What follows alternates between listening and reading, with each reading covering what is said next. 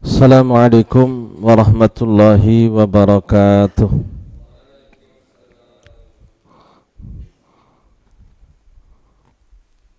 Alhamdulillahi rabbil alamin.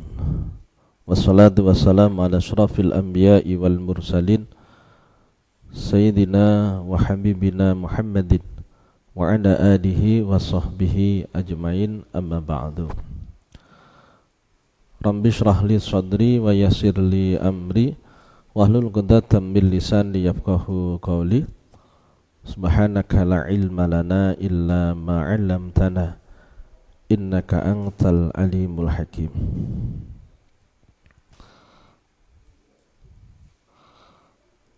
Hadirin dan para pemirsa, kaum muslimin dan muslimat semuanya saya hormati dan saya muliakan. Alhamdulillah, kita bersyukur pada Allah Subhanahu wa ta'ala. Di kesempatan pagi hari ini, setelah kita menjalankan ibadah salat subuh berjamaah, kita bisa kembali melanjutkan kajian kitab Risalatul Mu'awanah. Mudah-mudahan kajian ini bermanfaat bagi kita semua dan bisa kita amalkan dalam kehidupan kita sehari-hari. Salawat dan salam senantiasa kita haturkan pada junjungan kita Nabi besar Muhammad sallallahu alaihi wasallam, pada keluarga dan sahabatnya. Mudah-mudahan kita semua kelak di yaumil qiyamah mendapatkan syafaatnya. Marilah untuk mengawali perjumpaan kita pada pagi hari ini, kita bersama-sama hadiahkan pahala Fatihah kita kepada guru-guru kita semua, bil khusus pada mu'alif hadal kitab Risalatul Mu'awanah, Habib Abdullah bin Lawi Al-Haddad Al-Hadrami. La hadrati nabiyina syafina Muhammadin sallallahu alaihi wasallam wa alihi wa aswajihi wa auladihi wa dzurriyyatihi wa ila jamil anbiya'i wal mursalin wal awliya'i wal ulama'i wa syuhada'i wa salihin wa sahabati wa tabi'in wa tabi'it tabi'ina man tabi'ahum bisan ila yaumiddin wa ila jami' masyayikhina wa alimina wa jami' abaina wa ummahatina wa jadadina wa jaddatina wa ikhwanina akhwatina wa auladina dzurriyyatina talamidina wa jamil muslimin wal muslimat wal mu'minin wal mu'minat al-ahya'i binhum wal amwat. Sallallahu ila Habib Abdullah bin Alawi Al-Haddad Al-Hadrami Asy-Syafi'i wa ila Ki Haji Muhammad Yunus wa ila jami'i masyayikhihi lafanallahu bihim wa bi'ulumihim fid darain. Sya'ulillahi lana wa lahumul Fatihah. A'udzu billahi minasyaitonir rajim. Bismillahirrahmanirrahim. Alhamdulillahi rabbil alamin arrahmanir rahim maliki yaumiddin iyyaka na'budu wa iyyaka nasta'in ihdinas siratal mustaqim siratal ladzina an'amta 'alaihim ghairil maghdubi 'alaihim waladdallin amin. Hadirin serta para pemirsa, pada pagi hari ini kita akan membahas tentang pentingnya musyawarah dan istikharah. Jadi kelanjutan yang kemarin, namun dilompat dari yang kemarin yang terkait dengan ibadah puasa sudah kita bahas. Kemudian ibadah haji masih lama kita lompati, kita membahas pada yang terkait dengan pentingnya musyawarah dan istikharah. Bisa dilihat di halaman berikutnya. Bismillahirrahmanirrahim. Qala al-musannifu rahimahullahu ta'ala wa nafa'ana bihi wa bi'ulumi fid darain wa 'alaika idza aradta asyuru'a fi amrin muhimmin kas-safar wa ziwat wa nahwihima bi musyawarati man tasiqu bi ma'rifatihi wa amanatihi min ikhwanika. Wa alika lan netepono sapa sira, wa alika lan netepono sapa sira, ai ilzam sim fi'il amr, bimusa as idza aratta ing dalem nalikane ngarepake sapa sira, ing dalem nalikane ngarepake sapa sira asyuru'a ing tumandang fi amrin dalam perkara muhimin kang penting. Dawuhipun Habib Abdullah Al-Haddad, apabila kamu ingin mengerjakan sesuatu yang penting, karena sesuatu yang penting itu kalau tidak dipikirkan masak-masak akan menjadikan penyesalan nantinya, menjadikan penyesalan di kemudian hari. Mumpung urung kadung, sebelum semuanya terlambat, maka sebelum kita mengerjakan kita pertimbangkan dengan pertimbangan yang mendalam agar tidak terjadi penyesalan. Dan senantiasalah ketika kamu menginginkan mengerjakan sesuatu yang penting. Dicontohkan di sini kasafar waziwat. Kasafari kaya dene lunga, waziwaji lan rabi. Wa nahwihima lan sepadane safar lan ziwat. Apa yang dilakukan bimusyawaratiman kelawan musawarah wong tasiku kang percaya sapa sira, kang yakin sapa sira, bima'rifatihi kelawan ma'rifatiman, kelawan oleh ngawuriman, wa amanatihi, ada kalimatnya di Risatul Awanah adalah wadiyanatihi, wa amanatilan amaneman au wadiyanatilan agamaneman.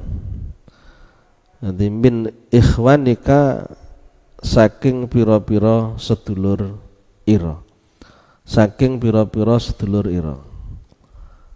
Senantiasalah bermusyawarah dengan orang yang kamu yakini dia punya pengalaman, dia punya pengetahuan yang luas, dia bisa diajak rembuk, diajak untuk berpikir tentang masalah yang akan kita jalankan. Wa amanatihi, orangnya itu amanah, dapat dipercaya, tidak hanya berpikir dirinya sendiri. Dia orang yang tipikalnya juga memikirkan kehidupan orang lain. Jadi dia ingin kebaikan orang lain, orang lain mendapatkan kebaikan sebagaimana dia juga mendapatkan kebaikan. Ada kalanya orang itu kalau untuk dirinya sendiri dipikir, tapi kalau orang lain tidak mau mikirnya, jadi mementingkan dirinya sendiri. Yang penting saya tidak rugi, walaupun orang rugi tidak apa-apa. Ini bukan tipikal orang beriman yang sempurna. Di dalam hadisnya Rasul sampaikan, orang yang beriman itu adalah la yu'minu ahadukum hatta yuhibba li akhihi ma yuhibbu li nafsihi. Orang tidak dikatakan beriman dengan sempurna. Jadi iman itu tidak hanya ditunjukkan dalam bentuk ibadah-ibadah ritualitas kita, ibadah keseharian kita yang berhubungan dengan hubungan kita dengan Allah semata, ditunjukkan dalam bentuk ibadah sosial, bukan sekedar ibadah yang terkait dengan sehari-hari kita, sholat, puasa, itu tidak ditunjukkan di situ. Tapi bagaimana sosial kita, bagaimana kita memperlakukan orang lain. Tidaklah orang itu dikatakan imannya sempurna sampai dengan dia mencintai orang lain, saudaranya, sebagaimana dia mencintai dirinya sendiri. Jadi dia menganggap orang lain seperti dirinya. Apa yang baik buat dirinya dia lakukan untuk orang lain, apa yang tidak baik baginya tidak dilakukan pada orang lain. Ini ajaran Islam. Ketika kita mengamalkan ajaran Islam yang begitu peduli kepada kehidupan orang, maka Islam ini tampak keindahannya. Dan disinilah Islam akan senantiasa dinilai positif oleh orang Islam itu sendiri dan juga orang-orang yang di luar Islam. Tapi kalau orang Islamnya hanya mempentingkan dirinya sendiri, tidak memperdulikan kehidupan orang lain, maka ajaran Islam belum sepenuhnya kita jalankan. Makanya ibadah sosial, ibadah yang berhubungan dengan orang lain, ini harus selalu kita jalankan. Yang seringkali kita sampaikan hadis Nabi, wallahu fi aunil abdi makanal abdu fi auni akhi. Allah senantiasa memberi pertolongan pada hambanya selama hamba itu memberi pertolongan pada hamba yang lainnya. Mau memperhatikan kehidupan orang, mau memperhatikan kehidupan orang, padahal dia punya kehidupan sendiri. Mau menyelesaikan persoalan orang lain, padahal dia punya persoalan sendiri. Memang ajaran Islam seperti itu, menjadi orang yang ta'awanu 'alal birri wat taqwa wala ta'awanu 'alal ismi wal udwan. Menolong orang lain, bertolong menolong dalam urusan kebaikan dan ketakwaan, dan tidak tolong menolong dalam urusan perbuatan kemaksiatan, kezaliman, penganiayaan. Dalam urusan ketika ada orang lain melakukan sesuatu, kalau kita paham sesuatu tersebut, baik kita harus meluruskan, harus menyampaikan apa yang kita rasa baik bagi orang itu.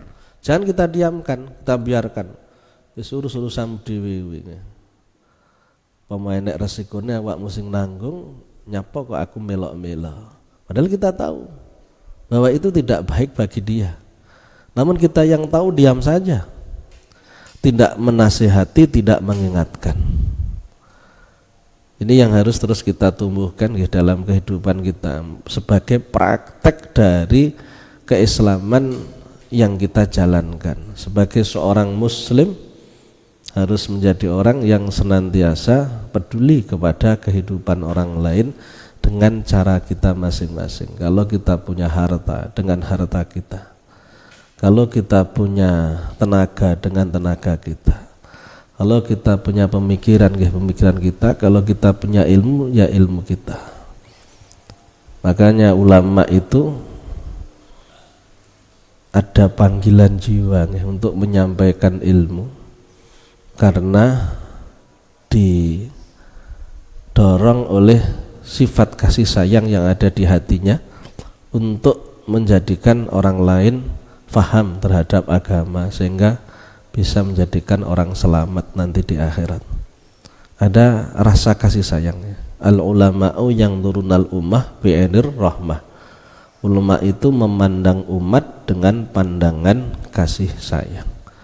Rasa nih rahmatnya, kasih sayangnya kepada umat yang mendorong seorang ulama, seorang alim untuk terus membimbing umat, menyampaikan ilmu agama kepada mereka. Ini yang punya ilmu, yang punya harta, dengan harta yang dimiliki berusaha untuk memberikan pertolongan kepada mereka-mereka yang dhaif, mereka yang lemah, fuqara dan masakin. Kalau itu yang dilakukan, berarti ajaran agama benar-benar menyeluruh, baik urusan yang berhubungan dengan Allah yang disebut dengan hablum minallah, dan juga urusan yang berhubungan dengan manusia yang kita sebut dengan hablum minannas. hablum minallahnya baik, hablum minannasnya juga baik. Ini bagi kita. Kemudian kalau kita punya persoalan ya, tentang apa saja, sebaiknya kita jangan diam. Jangan diam. Kita minta solusi, minta pendapat. Ini bukan mengeluh. Berbeda ya. Mengeluh dengan minta solusi itu beda. Kalau mengeluh itu cenderung menyampaikan keluhan dan tidak mau menerima nasihat.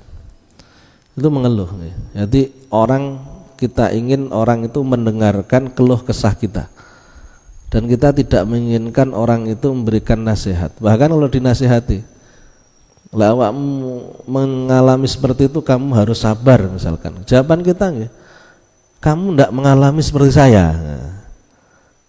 Bayangkan, andaikan kalau kamu jadi saya, kira-kira bisa sabar enggak? Nah, ini biasanya orang yang hanya ingin mengeluh. Jadi masalahnya sama-sama disampaikan pada orang lain, tapi dia tidak ingin mendapat nasihat dari orang. Dia ingin orang hanya mendengarkan apa yang menjadi masalahnya, tidak mau menerima.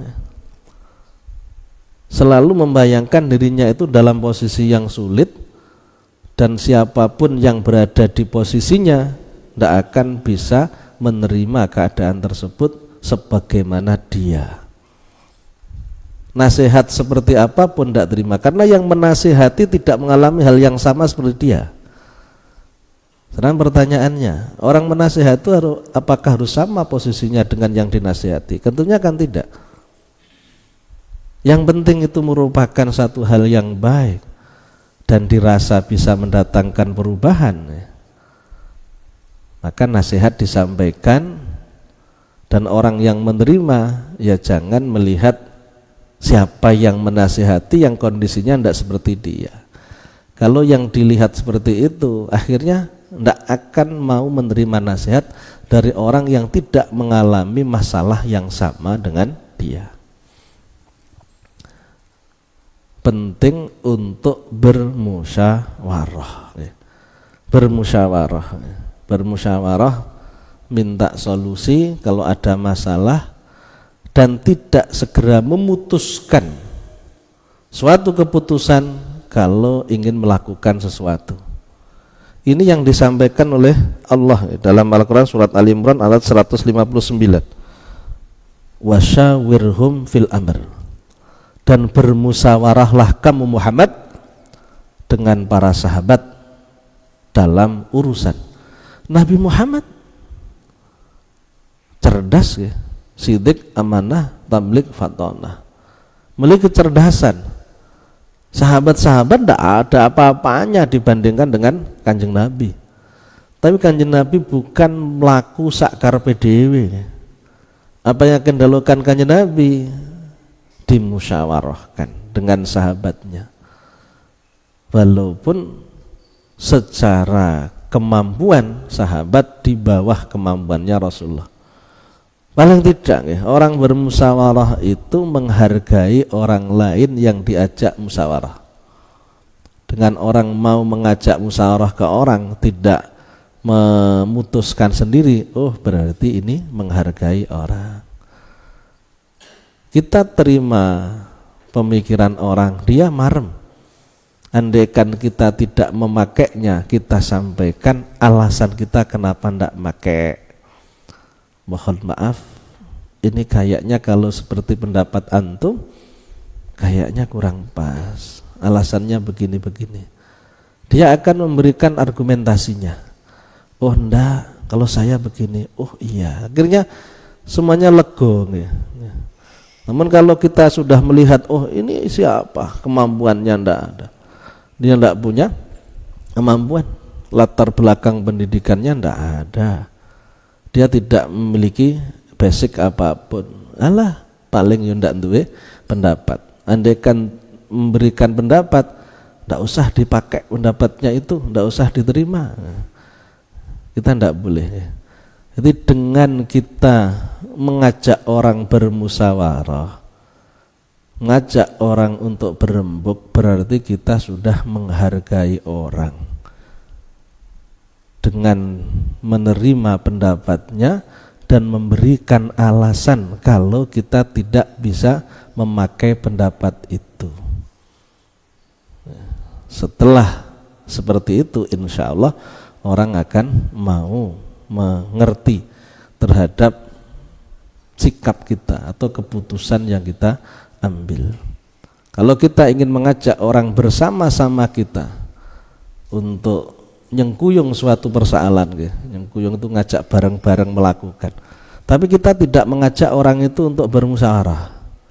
Pasti orang itu tidak akan dengan totalitas mendukung apa yang kita lakukan.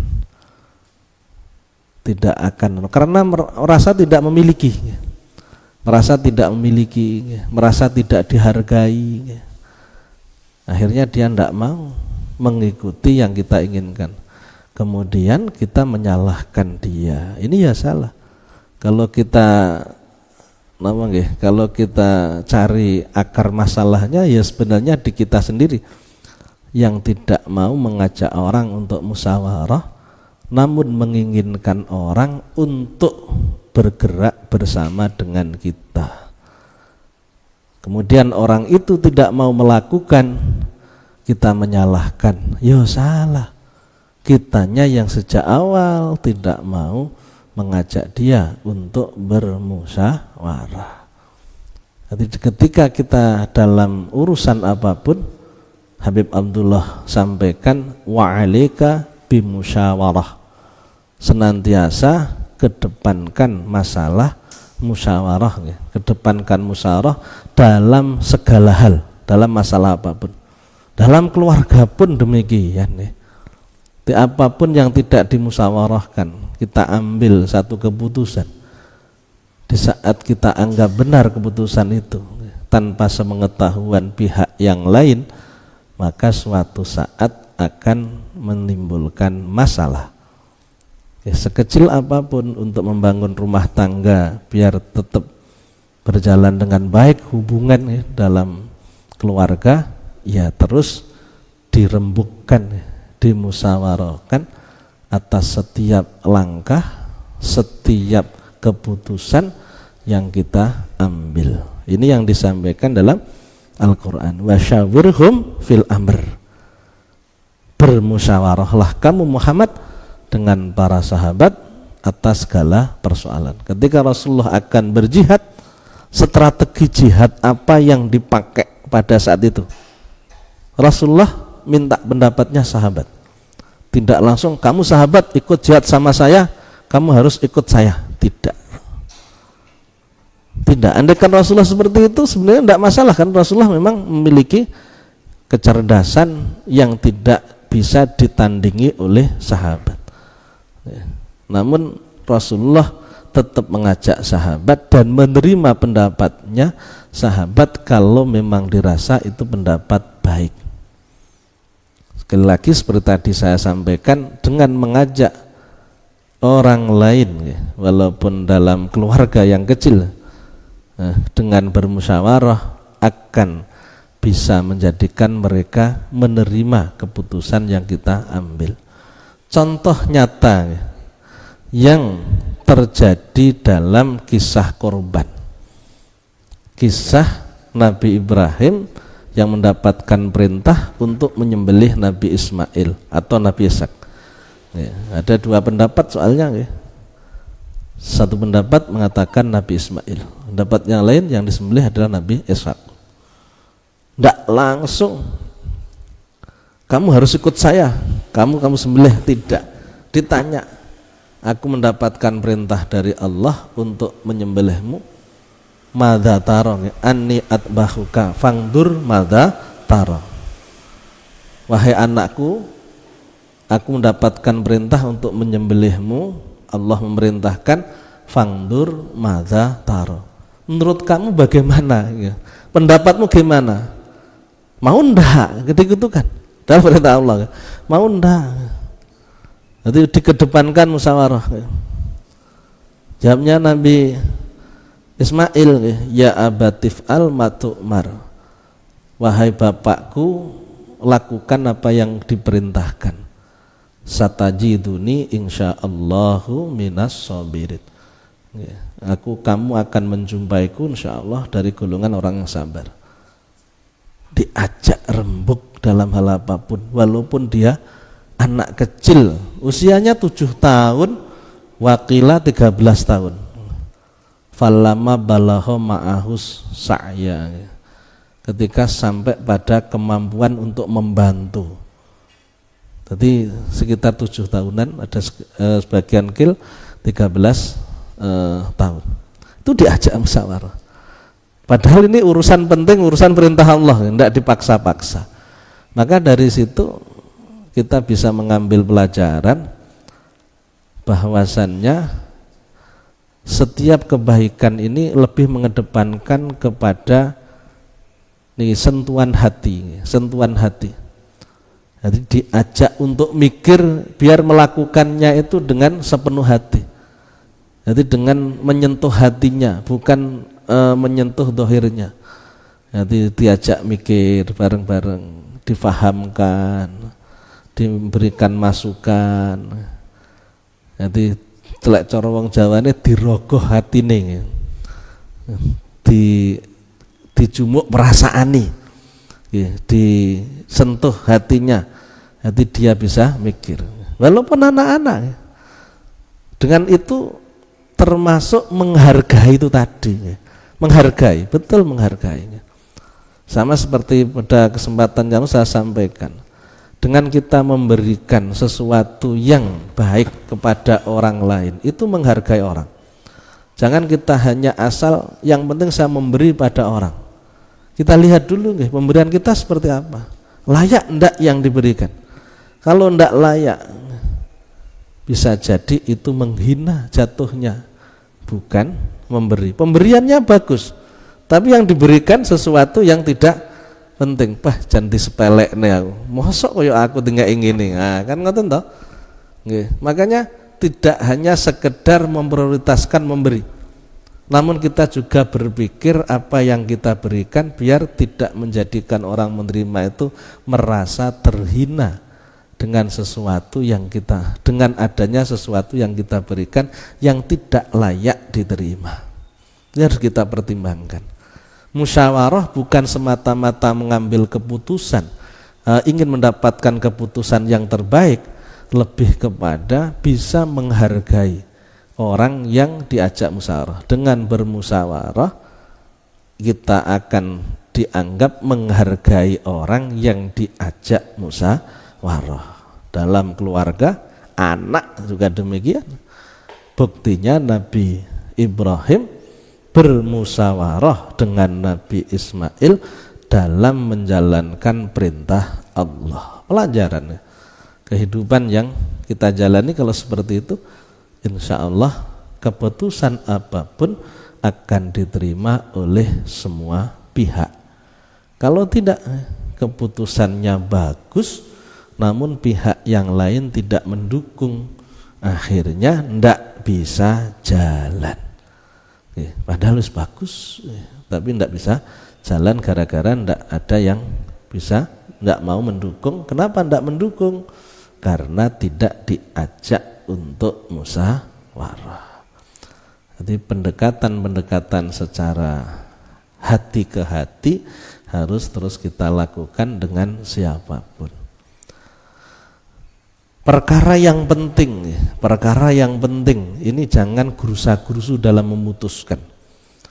Jadi idza arada asyuru fi amrin muhimin, ketika kamu menginginkan melakukan perkara yang penting, dicontohkan seperti safar, mau bepergian. Bepergian maksudnya bukan karena satu kepentingan yang memang tidak bisa ditinggalkan. Ini bepergian yang sifatnya bisa ditunda, sifatnya bisa dilakukan atau tidak dilakukan. Itu musyawarah. Ini kira-kira pasnya kapan ya bepergian? Apalagi kalau kita mau nyebrang ke Jawa ya. Kalau memang gelombangnya tinggi, ya sebaiknya minta penjelasan dari pihak sana yang kerja di sana. Kalau kita punya kenalan, kira-kira jam berapa ya gelombang ndak tinggi. Oh, jam sekian. Nah, akhirnya disesuaikan untuk keselamatan. Contohnya seperti itu. Mau bepergian, di rumahnya kira-kira sudah siap enggak ditinggal. Mau pergi selama 20 hari, 40 hari. Kondisi rumah masih belum tertata. Lah akhirnya nggih pulang dari bepergian ya repot. Sing nang omah wis kalang kabut kan ngoten to. Bojone ditinggal, ora ditinggali opo-opo. Misalnya kan ngoten to. Tujuannya untuk ibadah, saya mau ibadah selama sekian hari. Kondisi rumah ndak diperhatikan nggih, arep lunga ki ditilok nggih berase sik apa entek. Duwite sik apa entek kan ngoten wayahe. Ditinggal prung, weh tak serahne Gusti Allah, wis urusane Gusti Allah. Ya jangan seperti itu. Dimusyawarahkan kira-kira bisa ditinggal atau tidak. Kondisi rumah ini kalau ditinggal bagaimana nantinya itu harus dimusyawarahkan. Pehne apik.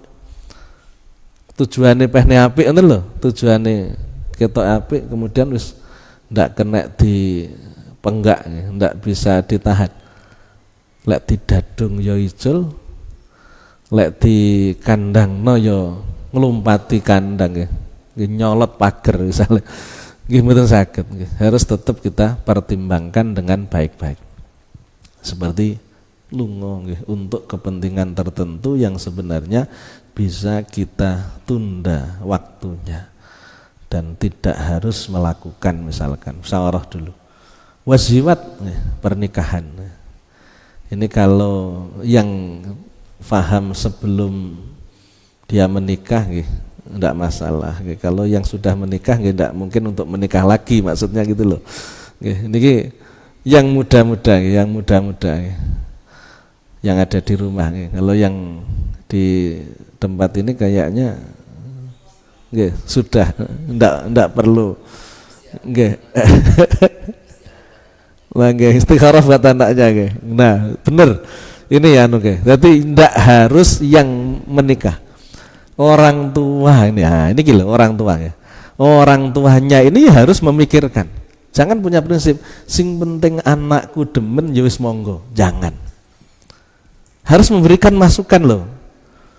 Kenapa? Karena mereka belum paham kehidupan yang akan datang seperti apa. Orang tua punya pengalaman. Sehingga pengalaman itulah yang dijadikan guru, yang dijadikan sebagai alasan untuk memberikan masukan, memberikan saran, memberikan nasihat. Disitulah penting. Jangan punya prinsip sing penting anakku gelem, ya wis ora apa-apa. Kan resiko kok ditanggung dewe. Ini bukan orang tua yang sayang sama anaknya.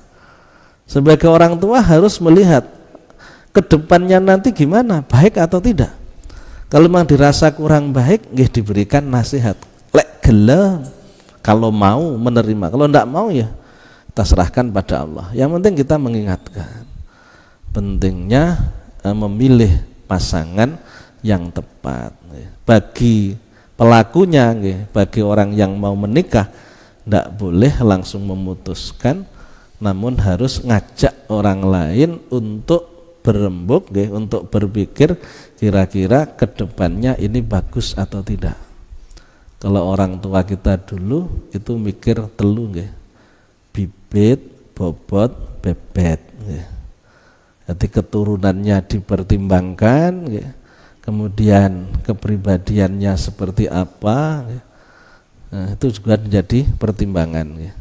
Kalau di dalam Islam li jamaliha, li maliha, li nasabiha, li diniha, fatfar bitadidin taribat yadak. Carilah yang memiliki agama yang kuat, kalau tidak maka kamu akan menyesal. Kalau tidak mampu untuk membimbingnya, carilah yang sudah tidak perlu dibimbing. Kalau memang belum bisa menjalankan agama, artinya belum memahami agama, ya siap-siap mawon sebagai seorang suami membimbing kepada istrinya. Tapi tidak semudah yang dibayangkan, karena kalau sudah dalam rumah tangga itu posisinya biasanya tidak seperti ketika belum berumah tangga.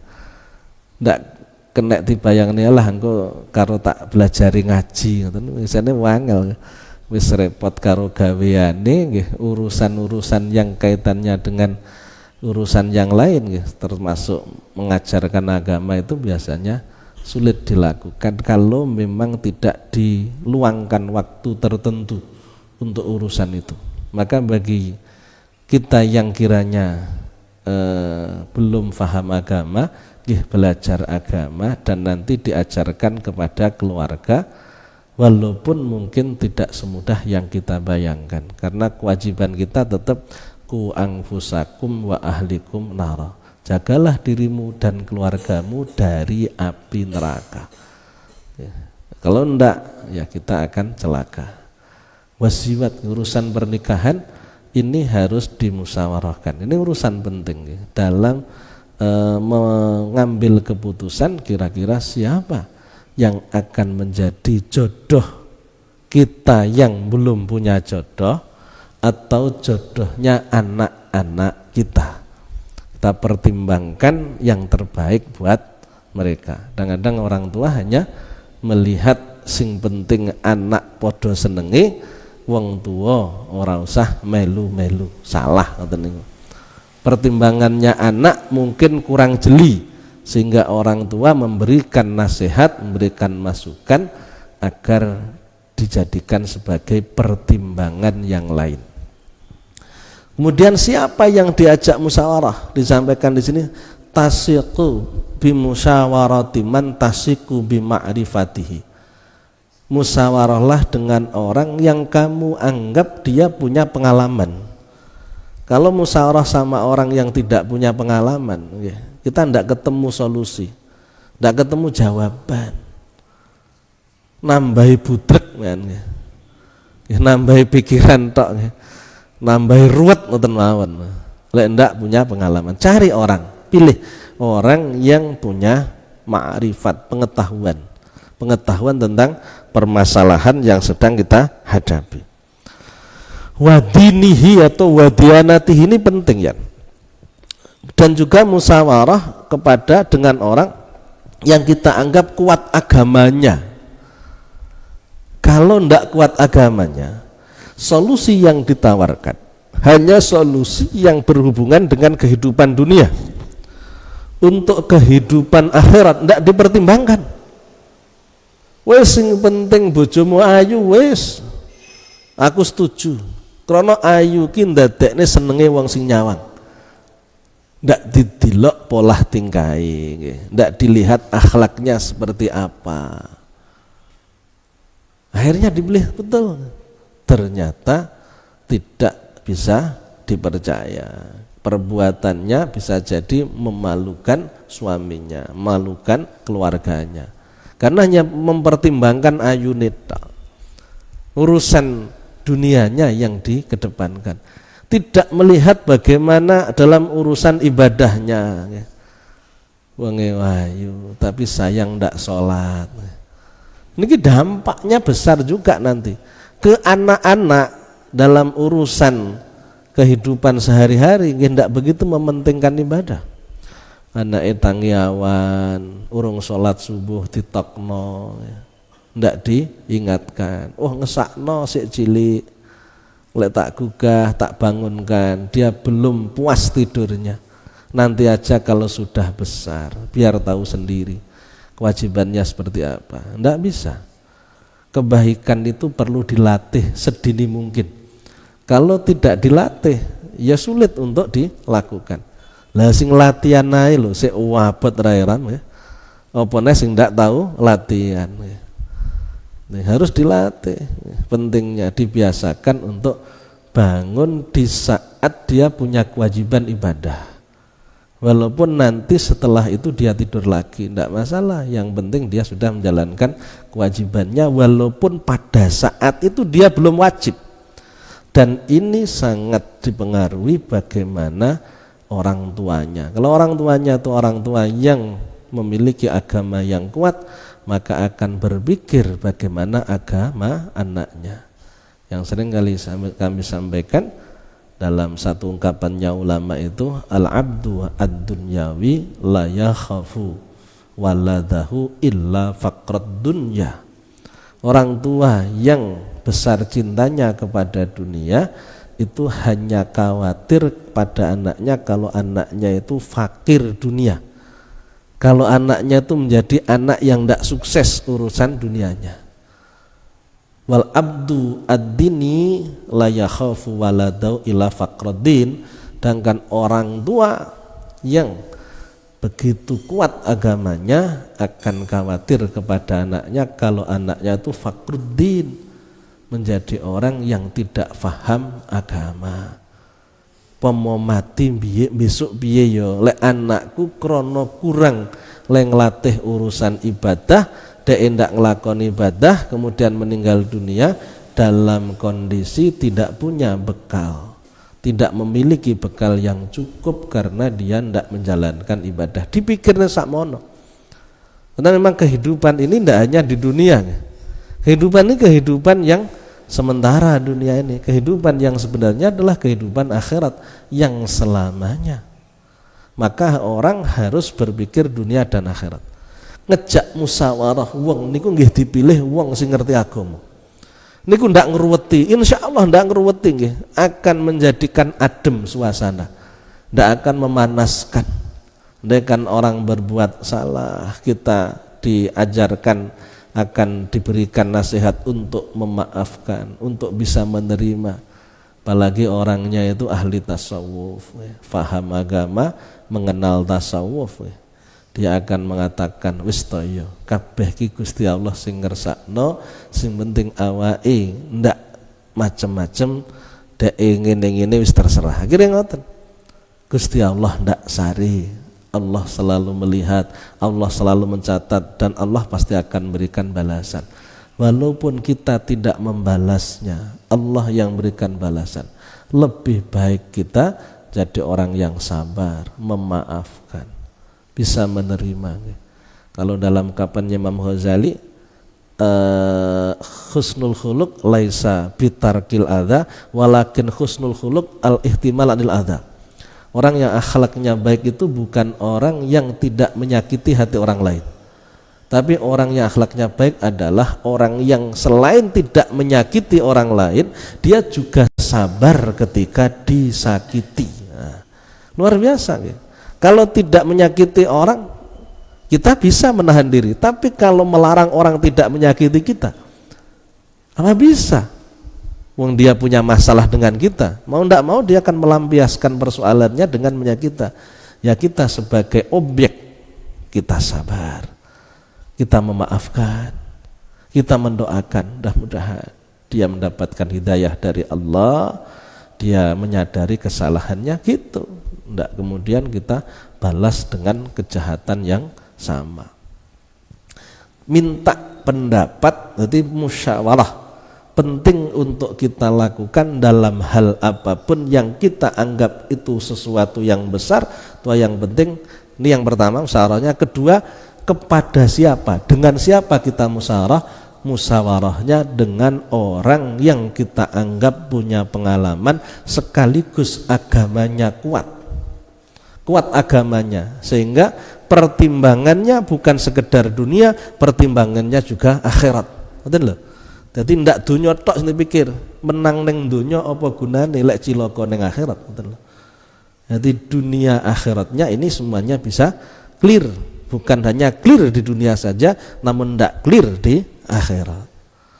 Kemudian setelah itu musyawarah dilakukan, berikutnya kata Habib Abdullah, "Tsumma idza sadafat isaratuhu ma fin nafsi fa'alika bisolati raq'ataini min haril faridati biniyatil istikharati." Summa idza sodafat, nuli ing dalam nalikane beneri, isaratuhu, isarahnya dia, pendapat dia itu sesuai ma fi nafsi, dengan apa yang ada di hatimu. Bah iki kok ngeh neng ati, cocok neng ati, pas niki nggih. Namun ojo langsung gerusa-gerusu melakukan.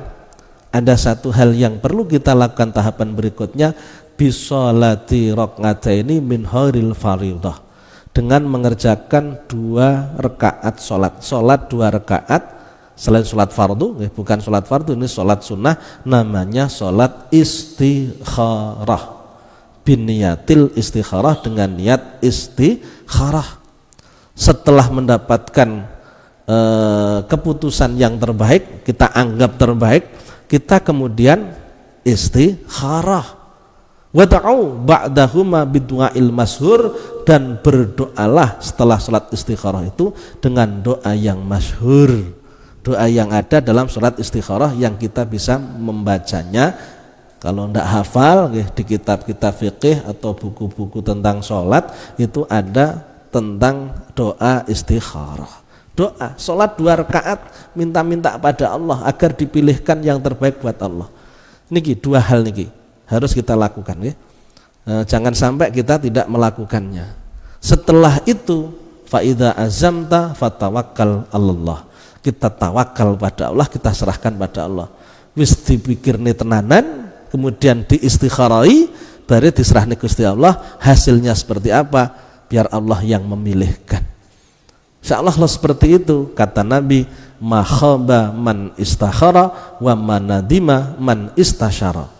Tidaklah akan menjadi rugi orang yang mau istikharah, tidak akan rugi orang yang mau menjalankan salat istikharah, orang yang memohon petunjuk kepada Allah, wa manadima man istasyara, dan tidak akan menyesal orang yang mau bermusyawarah, mau berembuk dengan orang lain. Inilah ya, kajian kita pada pagi hari ini, yang mana Habib Abdullah memberikan nasihat pada kita untuk selalu bermusyawarah terhadap sesuatu yang akan kita lakukan yang kita anggap penting, urgent, di mana yang kita ajak adalah orang-orang yang satu memiliki pengalaman, yang kedua adalah orang yang kuat agamanya. Setelah itu kita beristikharah, salat 2 rakaat, membaca doa istikharah. Insyaallah apa yang kita inginkan akan diijabah oleh Allah Subhanahu wa ta'ala, diberikan kelancaran dan akan mendatangkan manfaat fid dunya wal akhirah. Demikian kajian kita pada pagi hari ini. Saya ucapkan terima kasih atas segala perhatian, mohon maaf atas segala kekurangan. Al-Fatihah. Bismillahirrahmanirrahim. Alhamdulillahirabbil alamin. Arrahmanir rahim. Maliki yaumiddin. Iyyaka na'budu wa iyyaka nasta'in. Ihdinas siratal mustaqim. Siratal ladzina an'amta 'alaihim ghairil maghdubi 'alaihim waladdallin. Amin. Allahumma shalli ala sayyidina Muhammad wa ala ali sayyidina Muhammad. Alhamdulillahirabbil alamin. Hamdan na'imin hamdan syakirin hamdan yuwafi ni'amahu yukafi mazidah. Ya Rabbana lakal hamdu kama yanbaghi li jalali wajhikal karim wa 'azimi sultanik. Allahumma 'allimna ma yanfa'una wanfa'na bima 'allamtana wazidna ilman waj'alna mimma yastamnal qala fayatabu hasanah wa dakhilna birahmatika fi ibadika salihin. Rabbana la tad'a lana dhanban fi maqamina hadha illa ghafartah wa la hamman illa farajtah wa la daynan illa qadaitah wa la maridan afaitah wa la mu'siran illa yasartah wa la dhallan illa hadaitah wa la jahilan illa 'alamtah wa la waladan rabaitah wa la hajatan min hawajid dunya wal akhirah illa qadaitaha wa yassartaha. Allahumma yassir lana umurana muradini wa dunya wal akhirah wa nahtim lana minka bil khair wa husnil khatimah wa na'udzubika min su'il khatimah. Rabbana atina fid dunya hasanah wa fil akhirati hasanah wa qina adzabannar. Wa sallallahu ala sayyidina Muhammadin wa ala alihi washabbihi wasallam. Na rabbika rabbil izzati amma yasifun. Salamun alal mursalin walhamdulillahi rabbil alamin. Sekian billahi taufik wal hidayah. Assalamualaikum warahmatullahi wabarakatuh.